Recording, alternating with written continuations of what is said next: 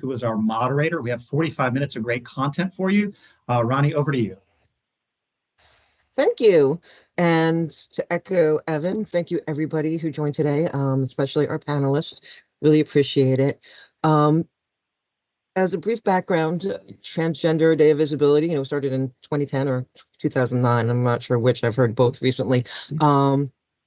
But it's a way to increase awareness and to celebrate the lives of transgender people. And yes, officially it was yesterday. That was Sunday. So we are celebrating it today. And what I would, well, first of all, Sean, can you move to the next slide? So I want to kind of set some ground rules for today. Today is a very safe space for our discussion, but please bear in mind that every person has a different comfort level in sharing their journey. So any question that you may ask, and we have some really great questions already set up. So much content. We're not sure if we'll get to additional questions at the end, but if you do want to ask a question, just please make sure it's appropriate. Please be respectful. If you wouldn't ask the question of in public or of a cisgendered friend or a coworker, please don't ask it here. So moving on. I am your moderator, Ronnie Madden. I'm a board member of NCR Voix United. We have NCR Atleos United members here as well today. My pronouns are she, her. I'm very honored to be a part of this panel discussion. And what I'd like to do is introduce each panelist and give everyone, because this is not just about increasing awareness and learning how to support and be better allies and know more. It's also about celebrating our transgender community. So I'd like to give each panelist a minute or two to introduce themselves and celebrate themselves. So we'll go ahead and we'll get that started. So our first panelist is Lizzie Remington. Lizzie, please take a moment and celebrate yourself. Thank you, Ronnie, and thank you for inviting me to this. So my name's Lizzie Remington. My pronouns are she and her. I'm a data architect with a global financial services company. And I'm also trans lead at that company. And as part of my role, I've actually set up 2 networks for colleagues. One is for trans and non-binary colleagues, and the other is for parents and carers of trans and non-binary children. So that I'm just so thrilled to have been given the opportunity to set those up. And I'm also a volunteer with an amazing charity in the UK, which is called Mermaids, which supports trans, non-binary and gender diverse children and their families. And this year marks 10 years since I transitioned. That's great. Congratulations and happy anniversary. Next, we have Autumn O'Burke. Autumn, please celebrate yourself. Hey everyone, I'm Autumn O'Burke. She, her pronouns. I am a project manager at NCR Atleos. I am also the president of the United Board on the Atleos side of the house. And I'm very, very excited to start getting with some of our new board applicants and building our board on the Atleos side of the house. So. Thank you. Heather McNay, please. I'm Heather McNay. I'm in the legal department at NCR Voix. My pronouns are she and her. I am the mom of a transgender daughter, and she's 28 years old, and we've been on this journey for 4 years now. So I'm here as a mom and an ally. Thank you so much. And next up, we have Bernie Wagenblast. Take it away. Oh, Bernie, you're on mute. Sorry about that. I thought I had clicked it. In any case, good morning, good afternoon, depending on where you are watching from the world. As mentioned, my name is Bernie Wagenblast. I am semi-retired, so I am not with any part of NCR, but I am probably best known for a few things. For many years, I was on the radio in New York City as a traffic reporter. Today, though, you can hear me on several different transit systems, including the AirTrain, which is the monorail at Newark Liberty International Airport. I'm also the voice on PATCO, which runs between Philadelphia and southern New Jersey. And probably the biggest one of all, I'm one of the voices on the New York City subway. So if you are ever on the New York City subway and you hear an announcement like this, that would be me. The next downtown number 2 will arrive in 2 minutes. Please stand away from the platform edge. So great to be here. Thank you so much for inviting me. Thank you, Bernie. And we have also Alex Wolf. There we go. Alex, please introduce yourself. Good morning. My name is Alex Wolf. My pronouns are he, him. I work for Inspire Brands as the supply chain manager for the Jimmy John's brand. Next year will be 2 years with the company. I'm a Virginia native, raised in the Shenandoah Valley, currently living in Champaign, Illinois. I have 2 kids. My daughter's 23, who lives in Huntington Beach, California. My son will be 20 this month and lives in Virginia, getting ready to move to Florida. In 2023, I won the Inspire Brands Supply Chain Good Citizen of the Year Award for making changes to company policies and benefits policies to make Inspire Brands more inclusive for everyone. And this past Saturday was my 2-year anniversary on testosterone. Happy anniversary to you as well, Alex. Thank you, everybody. So I hope everybody is applauding right now. I see a lot of hand clapping going on in the discussion. So one thing before we get into the panel discussion, I just wanted to announce, or everyone at United wanted to announce on behalf of our panelists, so thank you very much for your generosity, panelists. NCR United, NCR Voyix United Business Resource Group has donated $1,000 to TransJoy and their Beacon Fund. And this is a fund that's used to help remove barriers to care for trans people. So the founders of TransJoy would like to take a moment to say thank you. So let's hear from them.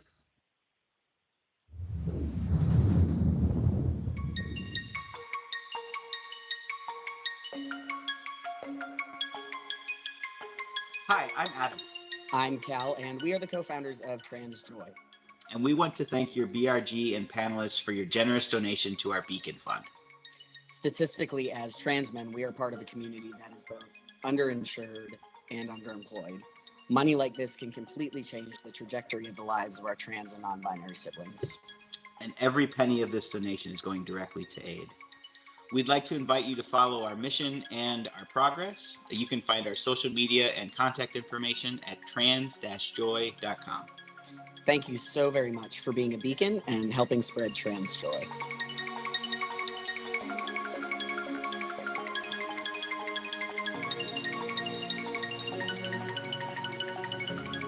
He's just going to go for a moment there. But again, I'd like to thank every one of our panelists for their time today and for allowing us to do this. So thank you. Okay, so let's go ahead and get into the discussion.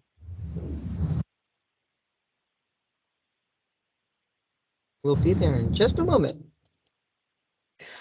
All right, so our first question, what does visibility mean to you? And I'm just going to randomly pick so wherever my eyes go. So I'm going to start with Bernie. Well, for me, visibility kind of has come with the territory because I was already a relatively public person before I transitioned, and I only transitioned January 1st of last year. So unlike some of our other panelists who have a bit more experience with this, this is relatively new territory for me that I'm trying to negotiate. But I think it's the effect of visibility that's what's most important. And I believe when people are visible, it's much more difficult to hate somebody that you know. So that's important to see trans people as part of your everyday life, that they are the people that you interact with in the store. They may be coworkers, they may be neighbors, they may even be family members. So that to me is what the importance of visibility is. Thank you, Bernie. Lizzie. God, this is such a wide question. I think for me, you know, seeing other trans people being visible helped me to find myself. And, you know, as a result of that, I was able to come out, just seeing them live ordinary, everyday lives. But I think also my visibility has been incredibly important. So I have had colleagues reach out to me and say, you know, I've seen you, I want to transition, can you help me? And I think that's one of the really important things. So all of us who do stand up and be visible in whichever community we're in, whether it's at work or outside, you know, we are helping other people, and also just normalizing the fact that we're just regular people.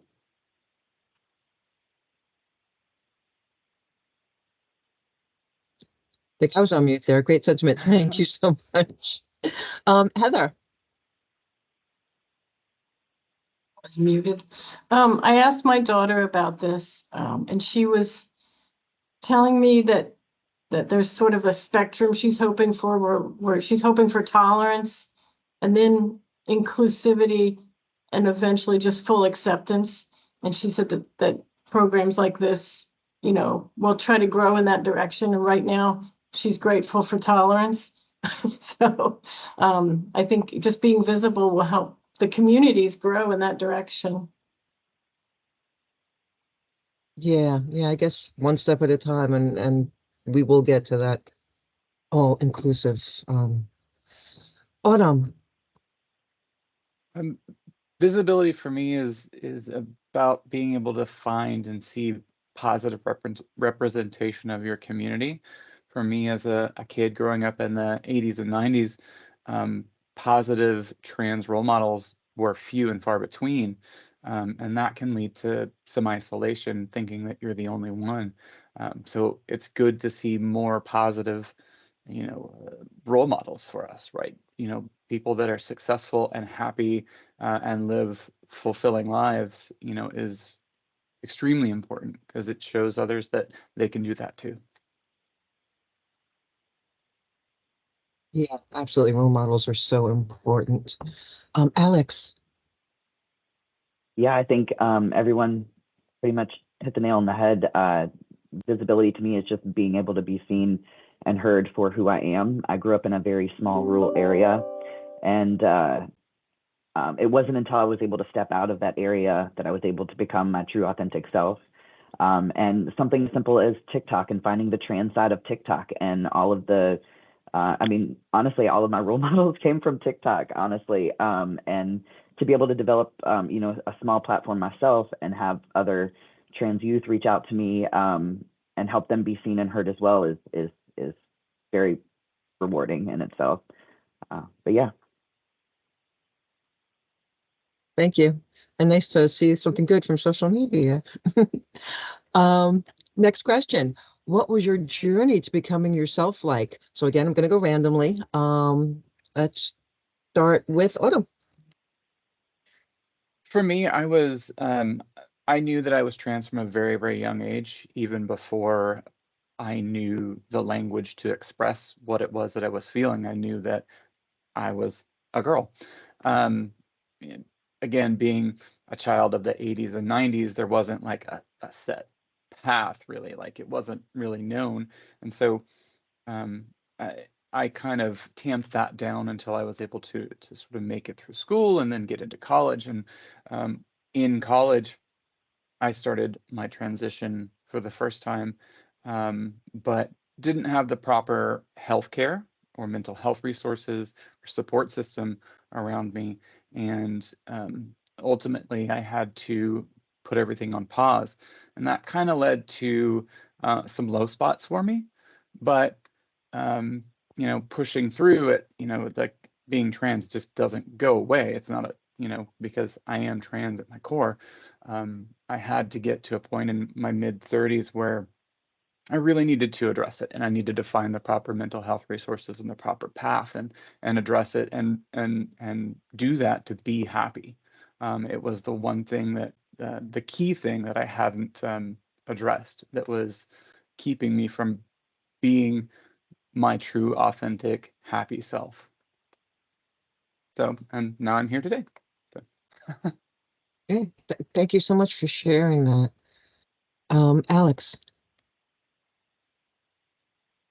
Yeah, so my journey was a rough one. I've known since I was little that I was a boy.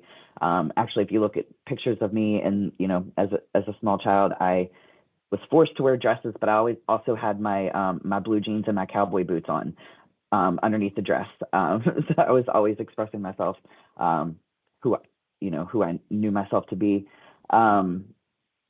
So I came out later in life. I grew up in a very religious household. And so once it was known that I was queer, I'd originally come out lesbian when I was 37. Yeah, 37. My family, my relatives completely shut me out. And so 2020 was kind of a turning point for me with the pandemic and everything shut down. I knew that in order for me to be my true authentic self, I couldn't stay in the area that I was at. And so I made a decision on a Monday, and I had my stuff packed in my Jeep on a Friday.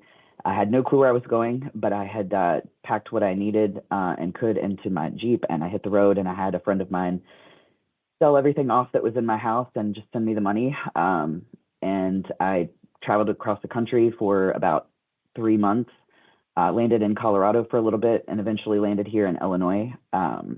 And then I began my testosterone journey, and also dove into some spiritual and energy healing programs that were amazing for me to move past a lot of the traumas that I had been through.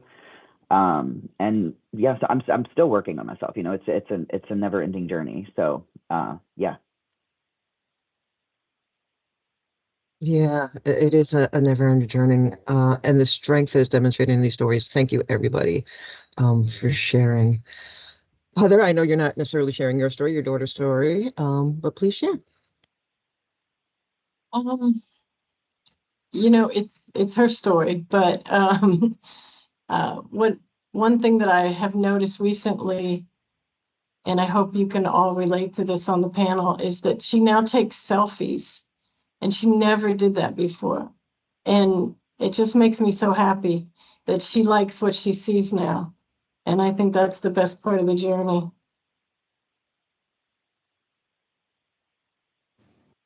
That's beautiful to hear. Thank you. Thank you for sharing that. Lizzie, what was your journey like? Oh, wow. So, as with the others, I knew at an early age, probably 3 or 4. But I was born in the 70s, so showing my age there.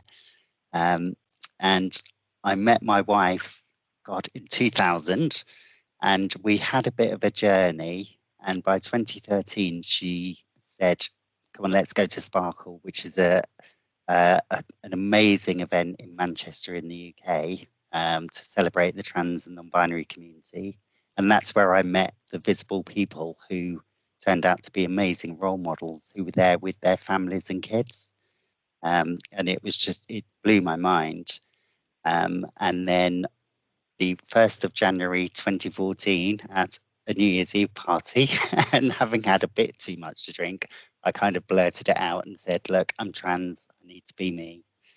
And then I guess 5 months later, no, 6 months later, sorry, I walked into work as myself for the first time, in the same company I'm in now, and had so much support from the colleagues I'd worked with and from the business.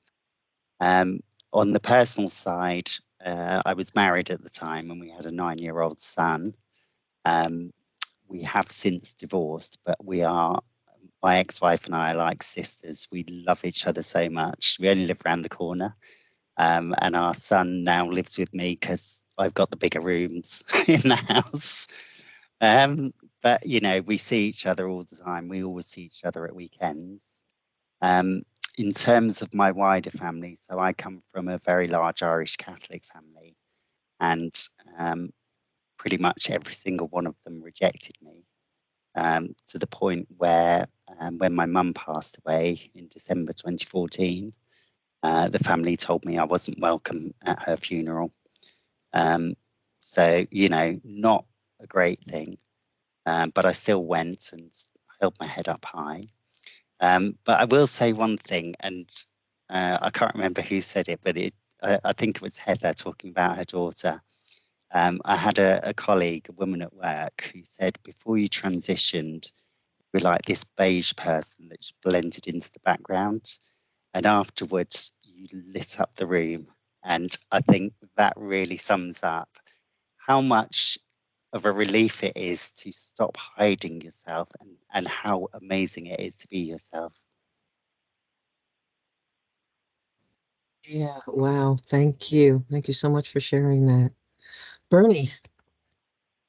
Like Lizzie, Autumn, and Alex, I have known that I was trans from my earliest memories. One of the earliest memories I had was about 4 years old, sitting in front of my grandmother's vanity and putting on some of her necklaces and putting powder on my face, showing my age. I was born in the 50s, so I grew up in the 1960s and 70s. So I had no clue what it was like. But the way that I coped with it was a few different things. First of all, I very much tried to research and learn as much as I could. And there was very little printed material that was available in public libraries or other places, but I would turn to that to try to find out what I could. One of my early memories as a teenager was there was a teacher in a nearby town who had transitioned during the summer. And she was the first quote unquote local person that I had found out about who was trans. And again, that word wasn't used at the time. And I reached out to her. I sent her a letter in the mail and made arrangements for her to call me one evening at a payphone. And I talked with her. And that was the first trans person I had ever communicated with. And it meant the world to me to be able to actually talk to somebody who understood how I felt. And that was so important to me. I think some of the ways that I coped with this, because I could not see any possible way as a kid, a teenager, or a young adult that I would ever be able to transition and have any kind of a normal life. So I threw myself into my career. I wanted to work on the radio, so I would practice reading out loud. I would do and learn as much as I could about radio. That's what I did in college. It was something that I really got involved with. Another part of it was humor, trying to find funny things in everyday life. And sometimes that was a way to put it aside. Fast forward to 2017, there was a new app that came out called Face App that you could load a picture of yourself and see what you would look like as the opposite gender. And I wasn't expecting much. I did that. And when I saw that, that was sort of the moment that I said, I need to do more about this. I need to somehow address this. So I took a lot of steps, some big, some small, all very deliberate, that I would then evaluate after I took each one of those steps to see how I felt. All at the time with the hope that maybe that would be enough, that if I can do enough and not have to socially transition, then my marriage would be able to survive, because I knew once I socially transitioned, that would be the end. And I took many different steps. Finally, in the fall of 2022, I went to an award ceremony that my support group was throwing at a hospital in New Brunswick, New Jersey, and went there as my authentic self. And after that night, I knew that I needed to socially transition. So that's the long story. I've had a little bit longer on this planet, so my story is a little bit longer. Thank you so much. Wonderful listing as well. And before we go on to the next question, I just want to say, I know those are very deeply personal stories of your journeys. Thank you so much for sharing them, for helping us to learn more. Gosh, I just want to celebrate every single one of you. Thank you. Our next question: how do I start the conversation with my kid if they want to, or I think they want to talk about being transgender or non-binary, and how do I support them? And not so random, I'm going to go ahead and start with Heather. Yeah, that's in my wheelhouse. No, I don't know if, if the parents should start the conversation, but just the key is just to be patient and loving and willing to talk about whatever they want to talk about. It wasn't a huge surprise to me, but for some reason it was still a shocking and scary conversation for both of us and my husband, but we just did it with love and kind of took a break and talked a week later again because it's very emotional. You know, I think the biggest gift you can give a kid is self-confidence. And I think they have self-confidence if they know that there's like unconditional love behind them. And that's all you can give. And that's what we tried to do. You know, I don't think I handled the first conversation the best. I didn't do too bad. But luckily my daughter was very patient with us. That's all I have. Thank you. And I know that, and being a loving parent, I just want to thank you for that. I know in other circumstances we heard in the journeys that sometimes we don't necessarily have that situation.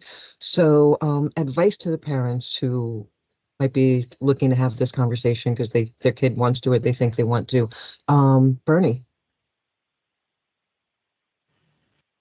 I think one of the first things you can do, and this is whether your kid is trans or not, is just let them know that you are a safe person to talk with, that anything that you are going to share with them, you are not going to condemn them, that they are safe to have that conversation with you. Because then if they are trans, they're going to feel comfortable or more comfortable. I don't know that you ever feel comfortable, but you feel more comfortable perhaps being able to share that.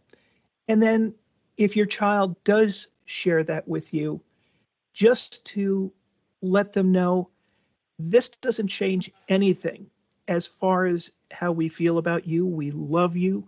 We love you just as much as we always did. That kind of support, I think, is the most important thing. Like I say, when I grew up in the 1960s and 70s, I didn't feel I could share this. There were some hints probably with my parents, and I think now in retrospect, my mom at least probably suspected something. There was one time where they accidentally found out that I had said I wished I was a girl. And when they came to me, I was just so terrified of having that information out there.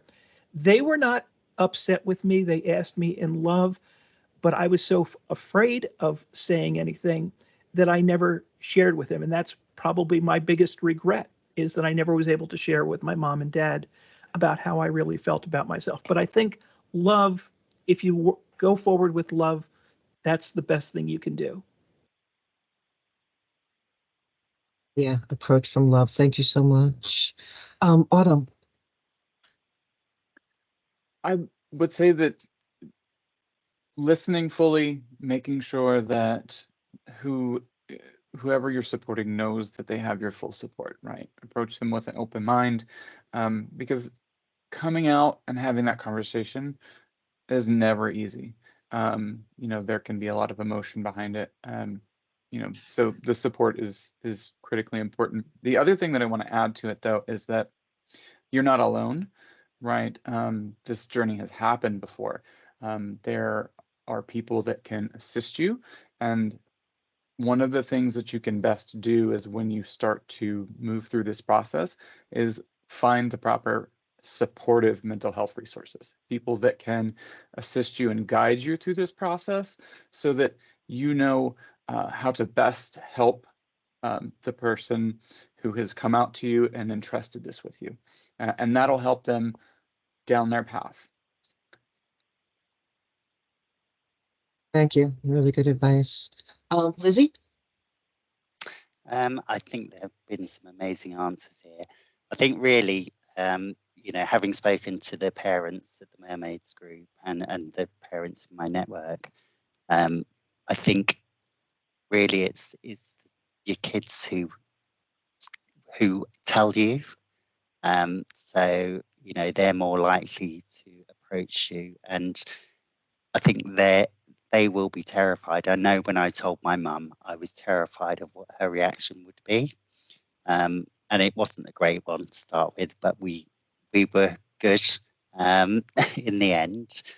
And also, you know, a lot of the parents say that it's a real shock to them and they don't know what to do.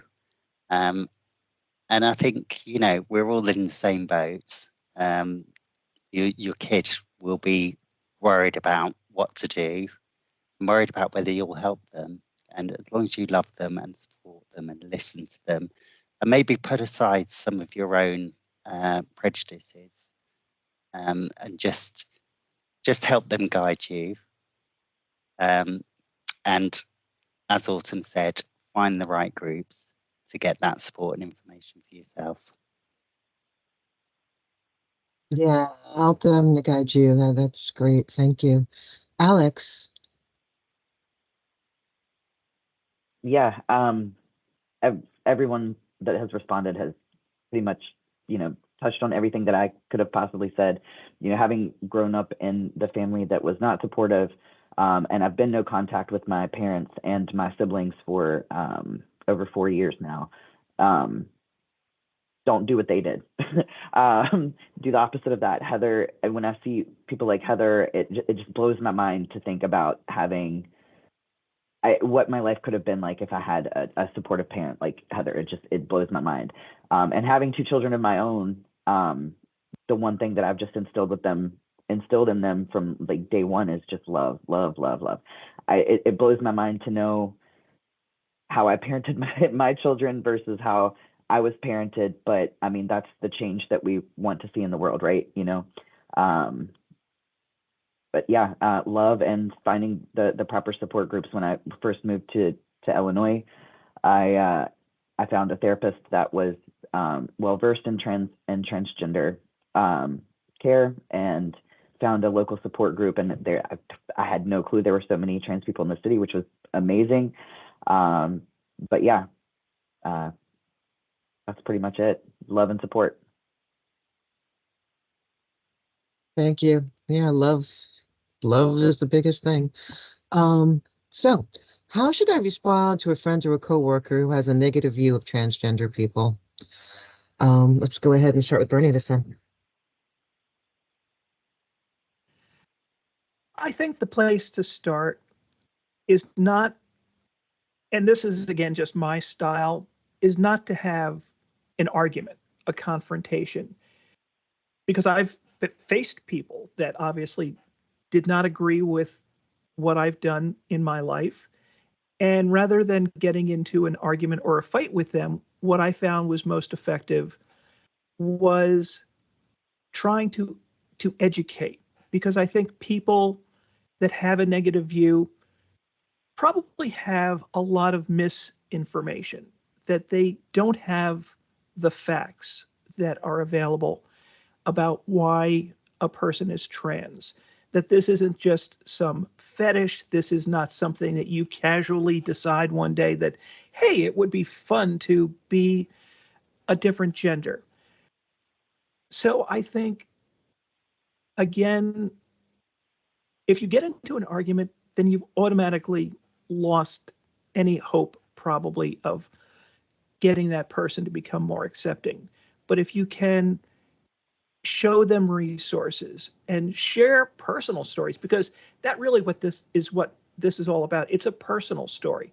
And rather than just having facts and figures, knowing how transition has made someone's life better, I think can do a lot to maybe help someone become more understanding. Realize that you're probably not going to, or won't necessarily be able to totally change their thinking, at least in the short run.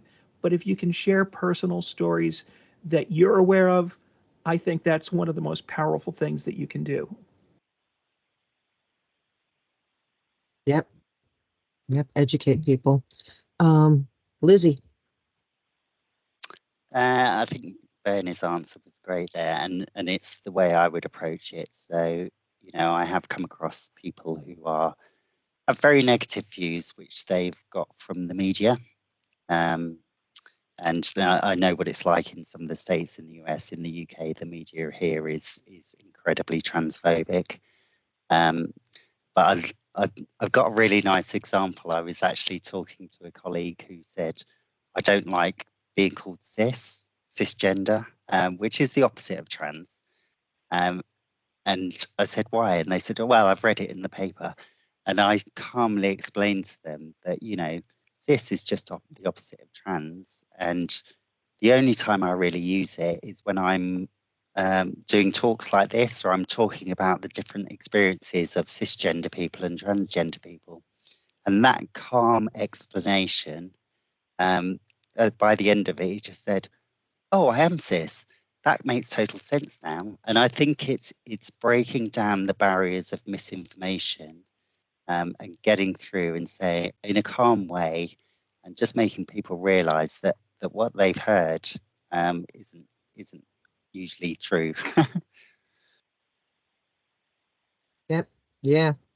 This information, definitely have to break through that. Autumn. So I think when you're dealing with somebody who has been misinformed or is coming from a different point of view, you need to listen, but you also need to sort of set boundaries, right? Make sure that whoever you're having this conversation with is listening to you just as much as you're listening to them, so that you can have a dialogue, and then try to educate and inform, but also remember, you know, there is a lot of misinformation. You are fighting a lot of things that that are floating through media and resources where this person could be filtering, you know, improper information. Inform them as much as possible, but remember, it's not your duty to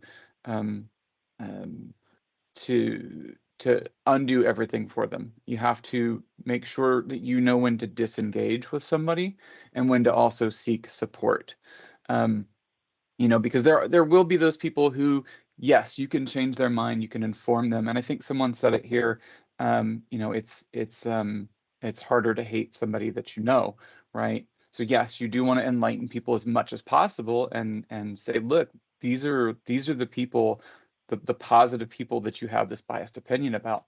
But also know that sometimes you have to disengage from somebody who has an opinion that could eat up more bandwidth than you're willing to invest, and then seek support. If it's a colleague and it's causing a problem, there's a path to go to say, hey, we need to have this conversation in a different way. So we need to escalate it to the next level. So.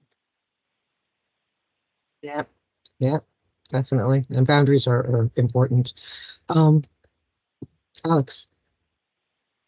Yeah, honestly, hearing everyone else's response has been good for me on this question. Because whenever I was preparing for this question, I was like, honestly, I don't know, because the one time it happened with me, I didn't handle it very well. But in talking about it with my therapist and hearing these responses today, yeah, I feel more equipped to approach a situation if it should come up. But yeah, it didn't go so well. I wasn't being heard. I didn't have the boundaries set up, and I was being compared. I won't go into details. It ended up being something that had to go to HR. It got so bad. But and I tend to get, you know, defensive and just want to protect myself and my brothers and my sisters, you know, and put a guard up. But hearing all these responses has actually been good for me to hear. So thank you all for your responses and helping me be more equipped to handle these situations if they do come up in the future. Yeah, great. And we're all here to support each other. Heather. Gosh, those were great things to hear. I guess one tiny thing I could add is I've been asked why I have my pronouns at my email footer. And one thing that we can do, I guess, is normalize pronouns. So, I'm trying to spread that word, but luckily I have not encountered negativity. So, my other panelists had amazing insights. Yeah, absolutely. And it really is about increasing that awareness, which is the whole point of the Transgender Day of Visibility. So we only have a few minutes left, but big question, what are some things that allies can do on a daily basis to help support the trans non-binary communities? So let me go reverse. I'll start with Heather, go reverse the way I did it last time. You know, I'm actually really interested to hear what the other panelists have to say, because I want to be a better ally. I'm trying to, you know, come out to events like this and speak and, you know, support my daughter in every way. I'm trying to just be out there and talk about it and be a proud mom. You know, I'll be a supportive mom to others in my company or community who need it. But I'm very interested to hear what other panelists say that I can do better. And every day is a learning experience, right? And I think just putting ourselves in the situations where we get to learn more is so important. Yeah. Alex.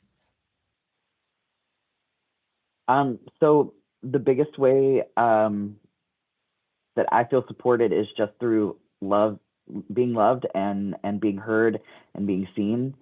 I was at a Trans Day of Visibility speak out this past weekend at a local pub, and I heard a phrase or a quote that I might not be saying it right, but it said, if you're an ally and you're not getting hit with stones, you're not standing close enough. So get closer, you know, stand up whenever somebody needs support or someone is being judged or being talked negatively about, and that doesn't mean, and that also means like when they're not around. Like, I want to know that people that are fighting in my corner are fighting in my corner when I'm not there also. But yeah, that's it for me. Yeah, I like that expression, and don't turn a blind eye. Make sure you say something. Autumn. I think it's, and this is true for any group, right? For anybody,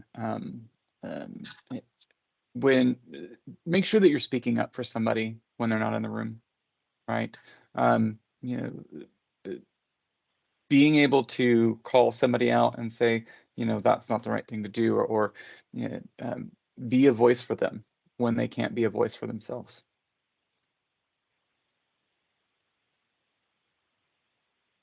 Yeah, absolutely. Be the voice, especially if you see someone who can't or is just having difficulty speaking for themselves. So important. Lizzie. I think, you know, for me, being an ally is an active role rather than being a passive ally. I think there's a lot of things people can do. I think one of the important things in this media age, and there's been some conversations in the chat, is being a bit more savvy. Who's giving you information about the trans community? Is it trans people, or is it, you know, people who have an agenda? Also, and I always say this, I think, you know, all the people who've turned up today to watch this are showing their allyship. And one of the best things, feedback I had from doing a talk was from a colleague who'd gone home afterwards, and while she was having dinner with her family, she spoke about what she'd heard today and the stories she'd heard, and, you know, spread that allyship to her family. So I think that is a great thing if people can go away and talk to colleagues, talk to their family, and say, do you know what, I watched this today. You know, these amazing trans people are just, they're just like us. So that's a couple of pointers there. Yep, keep the conversation going. Bernie. First of all, I would second everything that I heard everyone else say. But the thing that I would add that I think has meant the most to me is after you get over that initial seeing somebody for the first time, if you knew them before they transitioned, it's treating them like you would any other person. What has made me feel so good is female friends who now treat me like just another woman.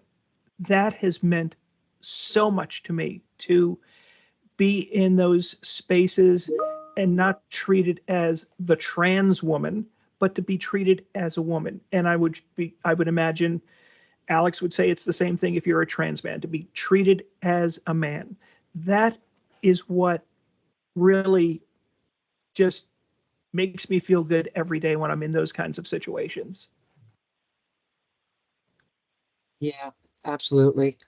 And everything I think that we talked about today really shows why it's so important to have this day, but to live this day every day, because it is about increasing awareness, getting rid of misinformation, having the conversations. So thank you, everybody, for joining today. Thank you, panelists. Really appreciate you giving up your time. Thank you so much. Your stories, so deep, so personal. Thank you. And for everyone who joined, thank you. Thank you. Thank you, everyone. Thanks so much, Thank everybody. you.